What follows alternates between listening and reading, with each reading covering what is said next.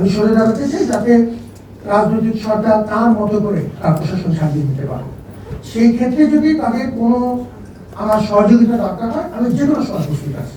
Deputation থেকে আমি অব্যাহতি চাইব এবং আমি আমার যে মূল কাজ শিক্ষকতা, উন্নয়ন অধ্যয়ন বিভাগের রেগুলার অধ্যাপক হিসাবে আমি ফেরত দিতে চাই। দায়িত্বটি আমার কাছে একটা আমানতের মতো ছিল। আমাকে ছাত্ররা অনুরোধ করে ভালোবেসে এই দায়িত্বটা দিয়েছিলেন। আমাদের মতো তুলনামূলক বিবেচনায় অরাজনৈতিক মানুষদের বাংলাদেশে এই ধরনের পদে আসার সুযোগ কম।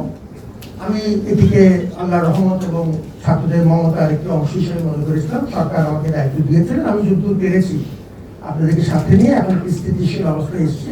আমি সরে দাঁড়াতে চাই যাতে রাজনৈতিক সরকার তার মতো করে তার প্রশাসন সাজিয়ে দিতে পারে।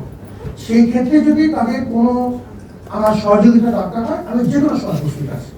তাহলে ঠিক কি করতে চাচ্ছি আমি ডেপুটেশন, আমি তো এখন বর্তমানে ডেপুটেশনে আছি এই পদে।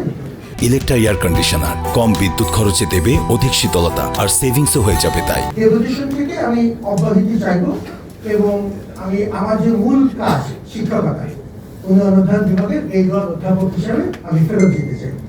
এর পরবর্তী পরিস্থিতিতে যদি অন্য কোনো দায়িত্বের বিষয় থাকে, অন্য কোনো সুযোগ যদি আমাকে আল্লাহ দেন, তখন আমি সেটা চিন্তা করবো এবং বিবেচনা করবো।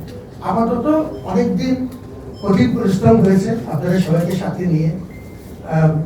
আমি খুব ব্যক্তিগত কথা বলতে স্বাচ্ছন্দ্য বোধ করি না। উদয়স্ত পরিশ্রম করেছি আমি এবং আমার টিম, সবাইকে সাথে নিয়ে আমরা একটা পর্যায়ে এসেছি। আমার কিছু বিশ্রামও দরকার এখন। তো আমার এই কথাটি আমি আপনাদেরকে ডেকে বলতে চাইলাম এই কারণে যে আপনারা সর্বক্ষণে আমার সাথেই ছিলেন। এটি আমার কৃতজ্ঞতা প্রকাশের একটি অংশ। যে পরিস্থিতিতে বিশ্ববিদ্যালয় ছিল তার চাইতে অনেকটুকু উন্নতি হয়েছে।